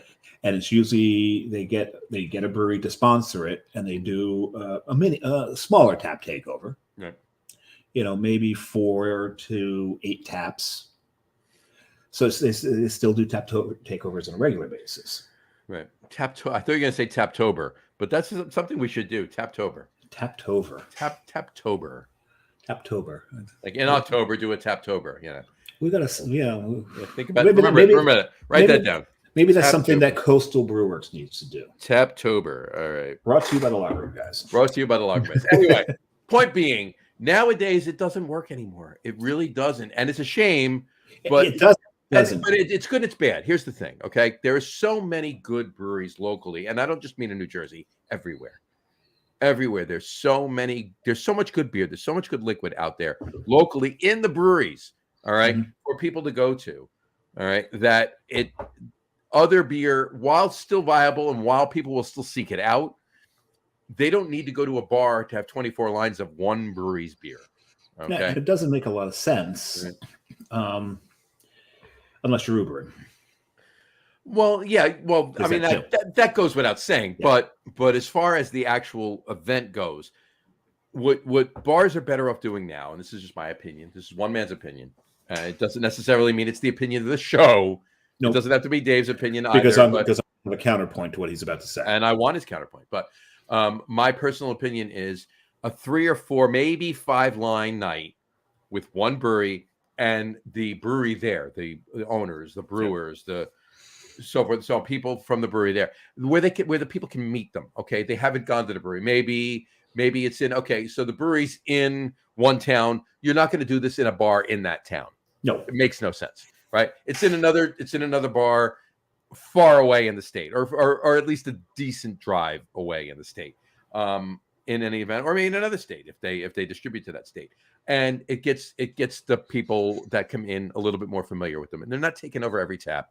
They have 24 lines. They're taking 3 or 4 or 5 taps. That's it, and it gets them a little bit familiar with the beer. A couple of their flagships, a couple of one-offs, a couple of seasonal or two, whatever. I think that's a more viable thing to do now when it comes to tap takeovers per se. I actually don't have a counterpoint to that. I'm actually just going to add on to that, because where I think tap takeovers, and you touched on it a little bit, but I'm going to be a little more specific, where they really, really work is when it's a new brewery. That too. Right. Coastal Brewworks had their launch party. You had 4 beers? Mm-hmm. Three. That one is 3. Right? Yeah, that was 3. So a new brewery has a launch party, bring as many beers as they have brewed. And let's face it, most breweries that are brand new are probably going to have no more than 5.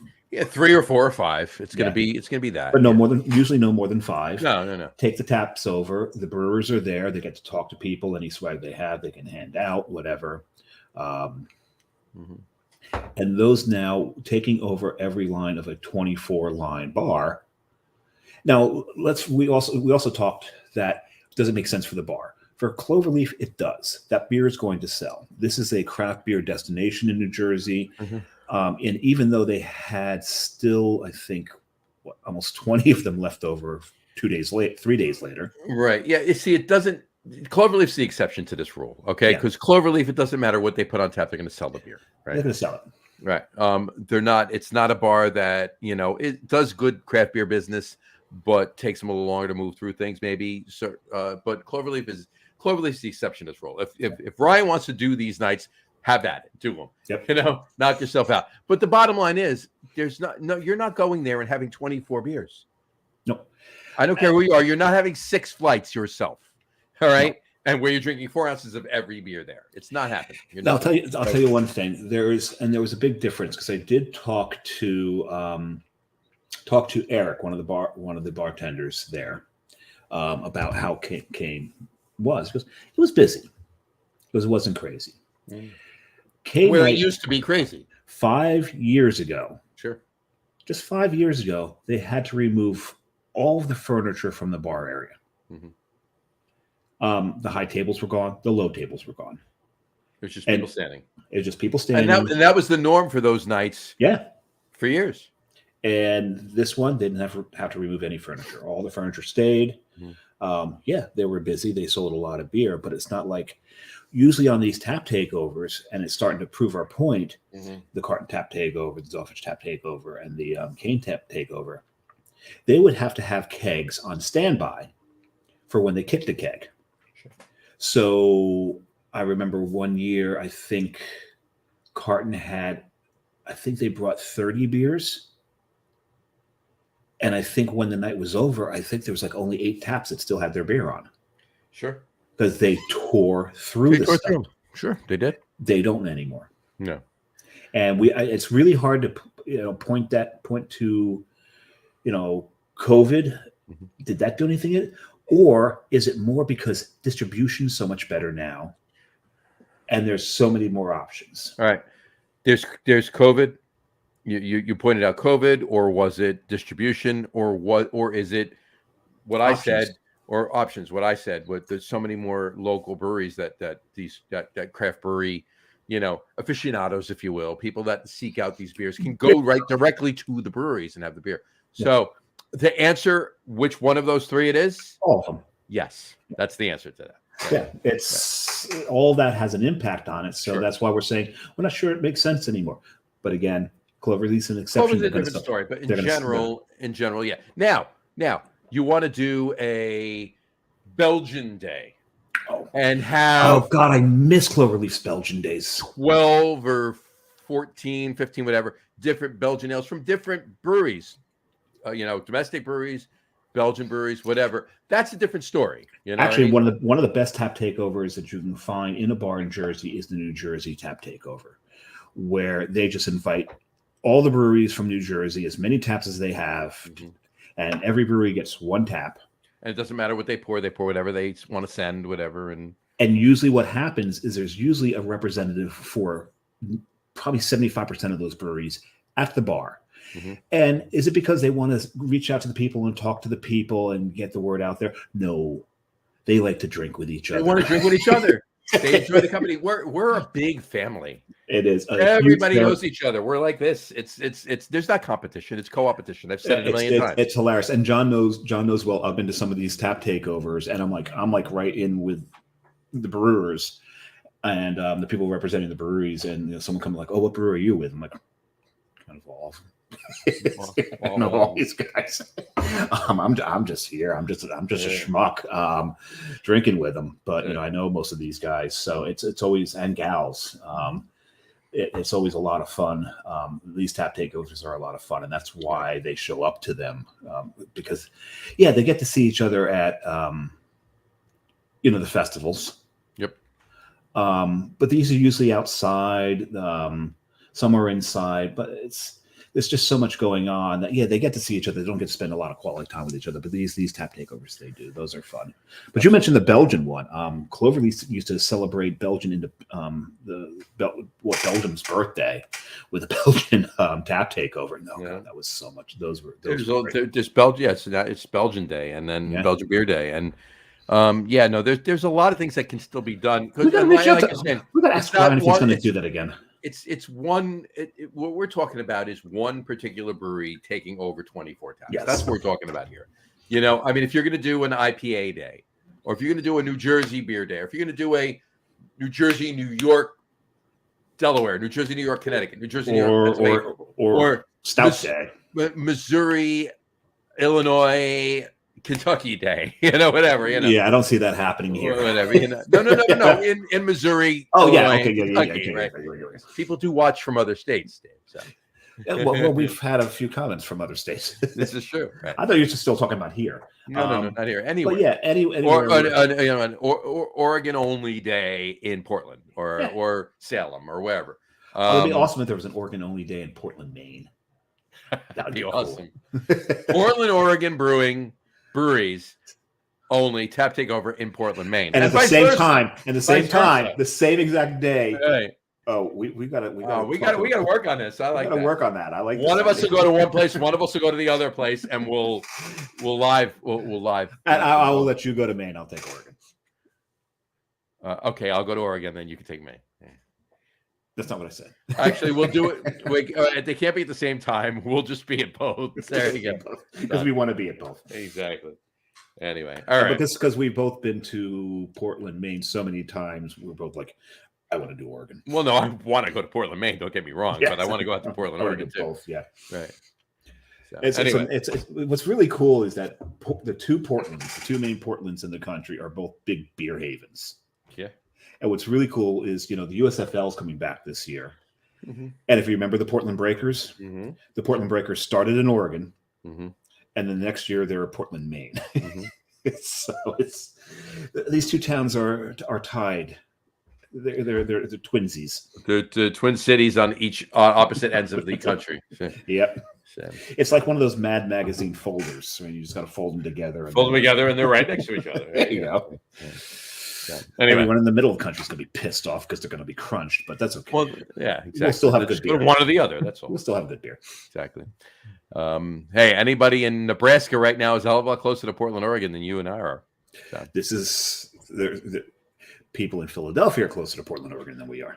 That as well. So, yes and no. And Doug is right. They did. The Breakers did start in Boston, but then they became Portland. Doug Smith just said, "Yeah, Boston Breakers started in Boston. Yes, they did. He is correct. That was like the Gypsy USFL football team. Oh, and USFL. John and I were both Generals fans. Oh yeah, had season tickets to the Generals. Watch Doug Flutie and Herschel Walker and Maurice Carthon play for the. Maurice Carthon became one of the greatest blocking backs in the history of the NFL, and he started in the New Jersey Generals. Started with the New Jersey Generals before he was on the Giants. Yeah, before he won Super Bowls with the Giants.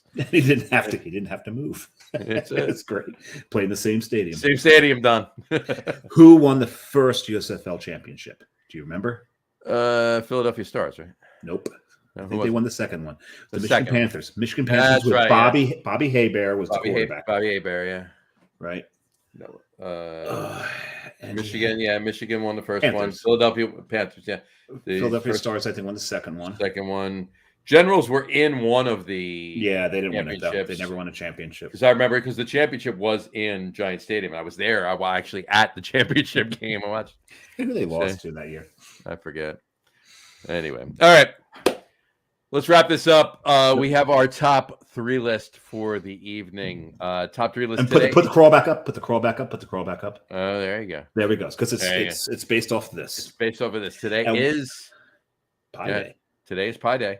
All right. This is 314. 314. And we're going to do something different this time. We're going to let John go first. Wow. And we're going to let John go first because I have like 7 pies. So I got 5. So you do your 3. I have 5. I'll go with 3, and then we can throw our ultimate mentions. There we go. There we go. Okay, so tonight is it's top 3 favorite pies. Top 3 favorite pies.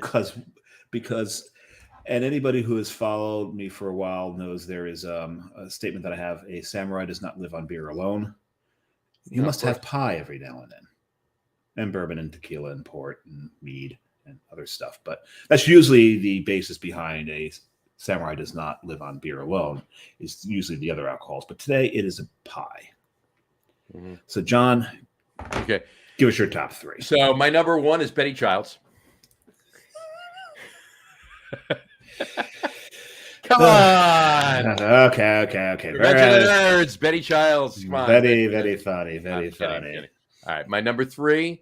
My number 3 is pecan pie. Pecan. Pecan. Depends on where you're from, how you say it. My number 2 is banana cream. So John just stole my number 1, and I'll explain when I get to it why it's my number 1. And my number 1, blueberry. Blueberry pie is my number 1 pie of all time. Yeah. So banana cream pie is my number 1. Carrie just made one the other day for Banana Cream Pie Day, but it's my number 1, not just because I think it's absolutely delicious. It's amazing what you can do to vanilla pudding by just adding bananas to it. Mm-hmm. The vanilla becomes banana pudding.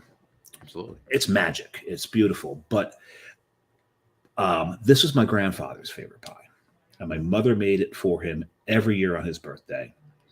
And this is basically the man who raised me. So it's been my number 1. It's for me, it's an emotional thing, but it's also just delicious. It doesn't hit. I totally feel you. I totally get you. That's an emotional thing. It doesn't have to be. It doesn't have to be. It's an amazing pie. Pecan pie, yes. Bourbon chocolate pecan pie, that. It's not my number 3. It's not my number 2. It's not my number 1. My number 1's been blown out of the water, so these have no order now. So I'm going to throw that out there as just elevated. Never had it. Actually, never. My God! Yeah. It is something special. Another one, and if it's done right, put it this way: if this pie is green, they've done it wrong. If it has a slight green tinge to it, now you're talking. Key lime pie is one of my favorite pies.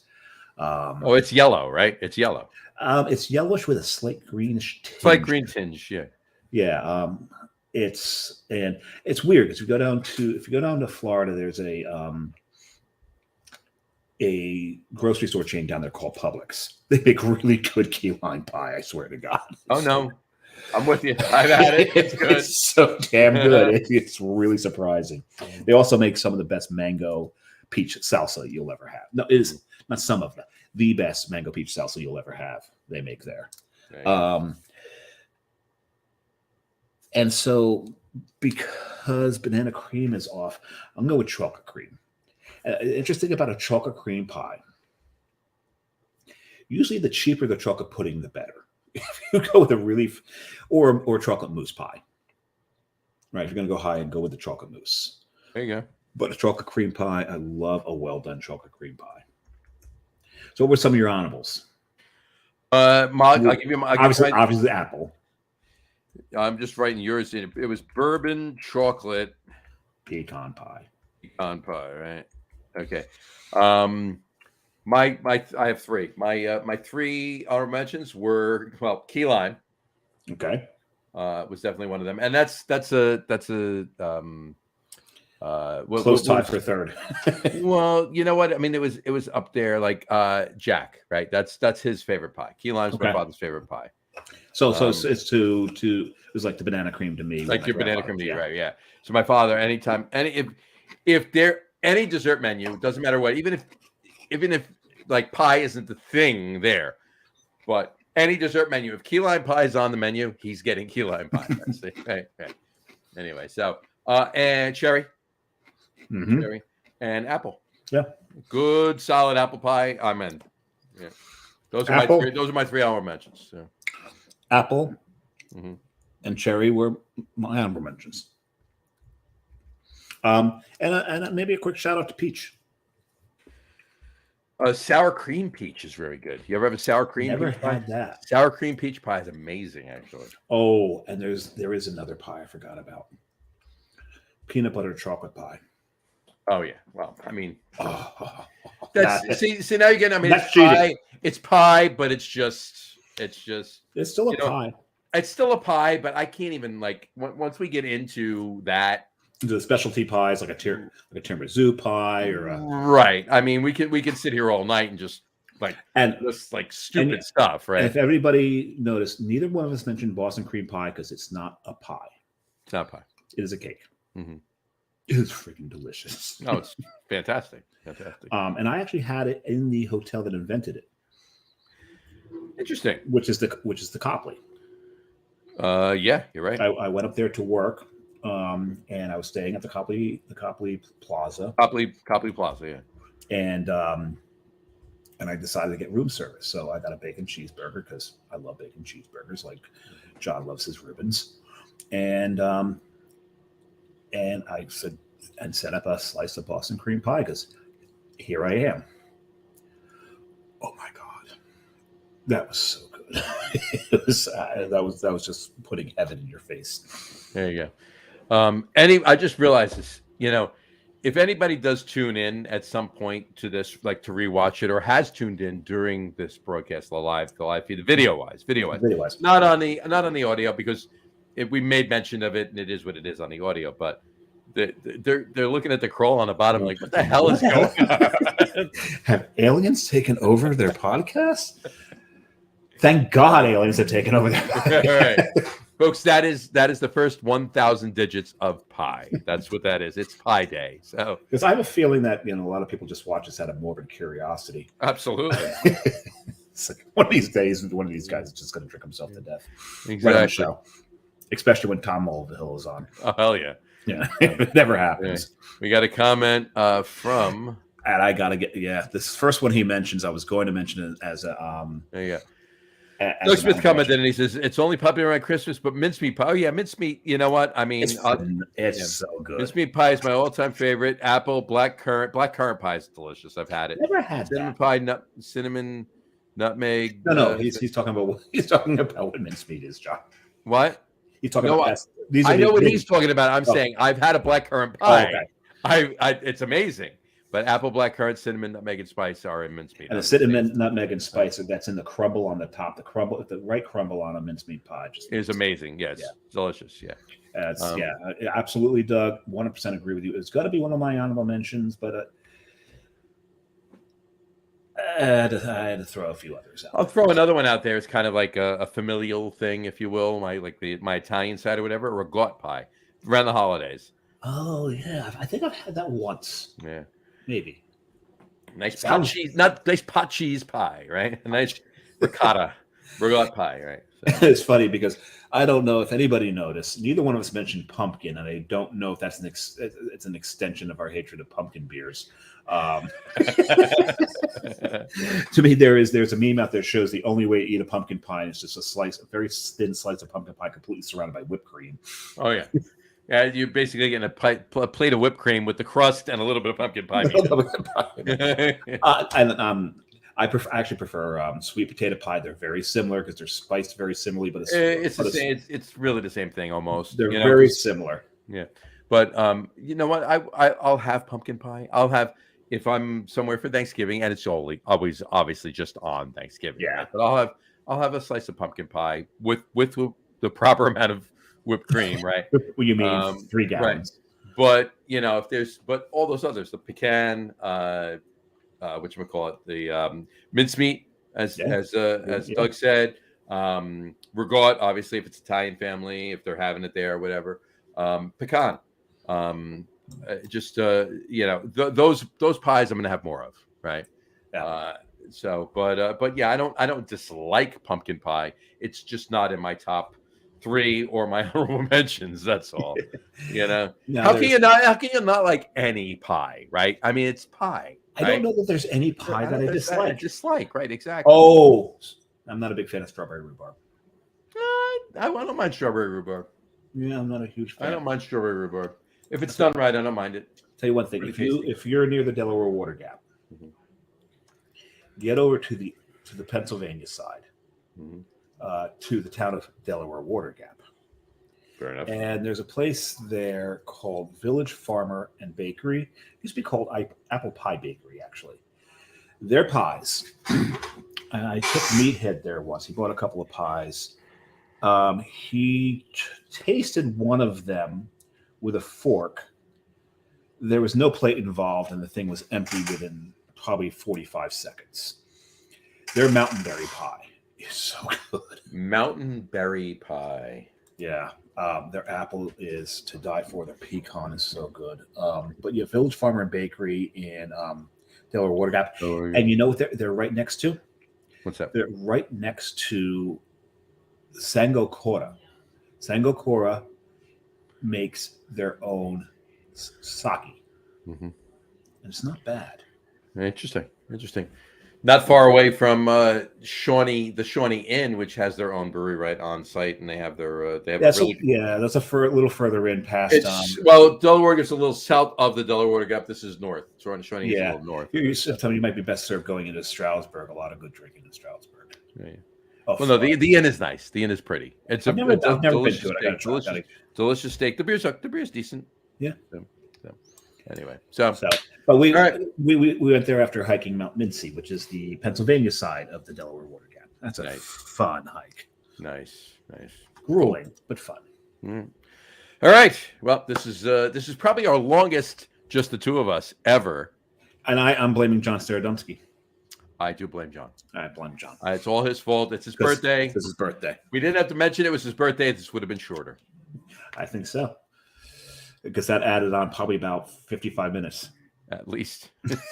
Minimum. At a minimum. Bare minimum. So anyway, once again, happy birthday, John Starodumsky. Let me throw that back up again. I think that was right here. There you go. There you go. Once again. We will hold on. Hold on. Smile, Dave. There we go. I'll put that. I'll take a screenshot of that and put that up on his. One of the worst smiles I ever imagined. But it's just for John. Yeah. And then and also happy St. Patty's Day once again. Yes, be safe. There is a lot of stupid people on the road that day. Uber, Lyft, cab, walk. Or just stay at home and get shit-faced. Yeah, exactly. Invite a couple people over and have them Uber, Lyft, cab, and walk. Or let them crash on your floor. Or let them hang out, right? Exactly. Yeah. So because anyway, even an Uber or Lyft, you're hoping that some other drunk idiot doesn't crash into your Uber. This is very true. So be careful out there, but have a wonderful day, Slancha. And we'll on that note, we'll wrap the show for today, right? Yeah, and programming note. I will not be here next week. We're gonna figure out exactly what's going to transpire while Dave's not here. Yes, it might be a vacation day for the Lover Room guys. It may be a mat day. It may be, I don't know. We don't know. We don't know yet. But one way or the other, no matter what, Dave will not be on the show next week. I will be at a Rangers game with my daughter. There you go. Much, much, much more important. There's important things in life. Yeah, yes. Exactly. And we're not even talking about his daughter. We're talking about the Rangers. About the Rangers, No, if there had been another day of the week that the Rangers were playing, because I'm picking up on Monday, they're playing Monday, and then they're playing Tuesday, then they hit the road. It's like, damn it. Right. So, That's but the whole reason she's coming up is she wanted to see the Rangers in the Garden. There you go. And how you tell your little girl no. You can't say no. Especially when they want to see your Rangers play. Exactly. That's the important thing. That means raise her right. There you go. So hopefully Shesterkin and Zibanejad and I'll throw in Patrick Kane. Why not? Throw in all of them. Hopefully that was a great day. That was an interesting trade. It's like, 5 years ago I would have been over the moon for this. Well, he's still got some zip in those skates though. Kako and the boys have a great day next Tuesday while you're there with your daughter. So yes. that's what I'm saying. And John will figure out what he's going to do for that, and then we'll pick up on the other side of it. Beautiful. All right. So on that note, we'll wrap the show for today. We want to thank everybody for watching, and for those of you just listening to the audio podcast, thanks for listening. Don't forget to visit our website, www.loggerroom.com. That's LAGERROOM.com. And please remember, like us and follow us on all of our social media, Facebook, Twitter, Instagram, and of course our YouTube channel. All of them are at The Logger Room. Remember, we go live with a video podcast on both Facebook and YouTube every Tuesday night around 6:30 Eastern time. And for those of you who just want to listen to the audio podcast, you can do so on Apple Podcasts, Spotify, TuneIn, Stitcher, Google Podcasts, Amazon Music Podcast, and iHeartRadio as well. And if you haven't done so already, please subscribe to one or more of those feeds and you will never miss a show. Again, thanks for following along with us. Have a great rest of your week. Have a wonderful weekend. Drink a lot of beer, but drink responsibly. Enjoy your St. Paddy's Day this Friday. And if you extend it through the weekend, however you do it, but do that responsibly too. Please do that responsibly. Be safe, folks, and we will talk to you next week. Take care. Cheers. Sláinte Mahath. Sláinte Mahath.